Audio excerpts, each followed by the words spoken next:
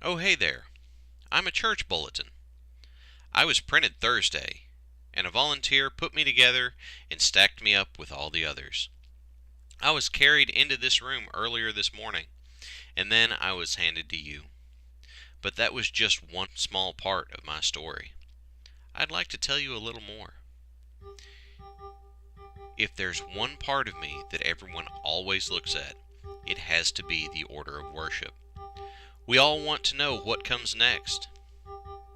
What you may not know is that all these elements were thought through and put in order, largely by volunteers, on Tuesday morning when the worship planning team met. They prayed. They read the scripture. They talked about how this piece of God's truth could best be presented. Then another group did the same thing to plan for the Thrive service later on Tuesday.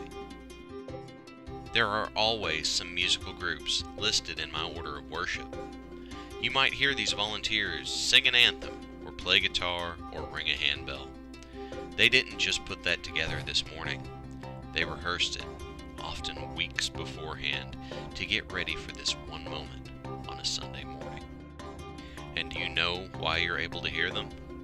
Why you're able to know the words to sing along? Why you can see what's going on in the service even from the balcony? Because of the other people behind a soundboard, or a computer, or a camera.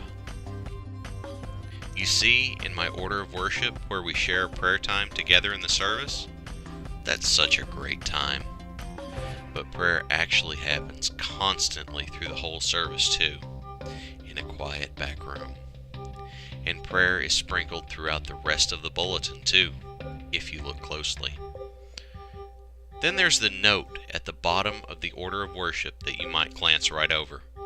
The one about G3.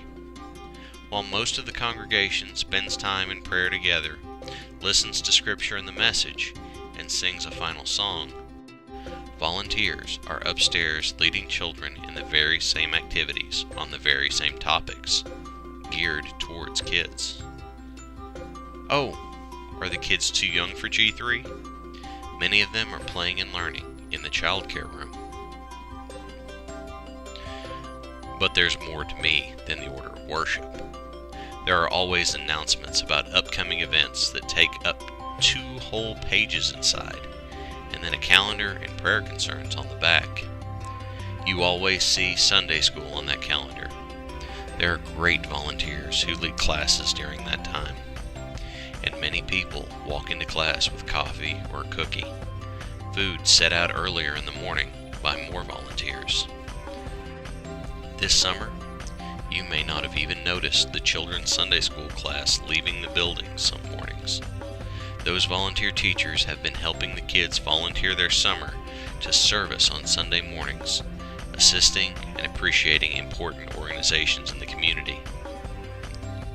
See that box at the bottom of the page there? Someone counts attendance at every service to get that total number.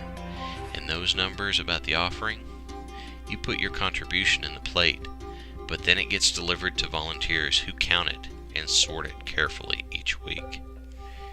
It's not just Sundays that these things happen. Most of the calendar of events are things that don't take place on Sunday. Monday afternoons, people come in to get assistance with utilities costs through our sharing ministry, run by volunteers. Some Monday nights, dedicated ministry volunteers from all around the church come together to make decisions together for the church at Administrative Council. And that group includes representatives from a dozen teams that meet regularly to plan their specific ministries. You might have seen their meetings on my calendar before. During the school year, you'll see a meal and Wednesday night classes on the calendar. Most of those cooking, serving, and teaching on those nights are volunteers. And volunteers serve a meal at Thrive each and every week. Have you looked at all the blue text that says MMC Open throughout the week? It usually covers about 14 hours in 7 different shifts, and volunteers open up, staff the Welcome Center, and close up each day. One announcement you almost always see in my pages is about the food bag ministry. Throughout the week, people come into the office looking for food. They leave here with a bag of food because of the donations church members bring that are sorted and distributed by volunteers. The church's address and phone number are there at the bottom of the calendar. When you call, chances are you'll be talking to someone volunteering in the office to answer phones, or manage databases, or stuff bulletins just like me. When you come in the building and enter the sanctuary, you see the work of volunteers who make sure decorations are appropriate and in place all year. Oh, and do you know what happens when something breaks during the week? We have volunteer trustees who are in the building pretty much every day tending to its care and upkeep. So, you might pick me up on a Sunday morning and hold me for an hour and a half during service, but my story isn't over then. You might take me home and put me on your fridge, and pause to look at the list and pray before you get a glass of milk. If you leave me in one of the baskets by the doors in the morning, then someone will sort through, remove the order of worship, and deliver me to the Thrive service that evening. They'll set me in a basket on the table.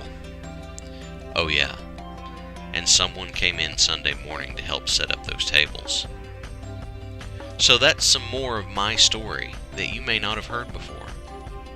I'm a Church Bulletin, and I'm only here because of the ministry done right here in the church building by countless volunteers for countless hours, through the whole week and through the whole year.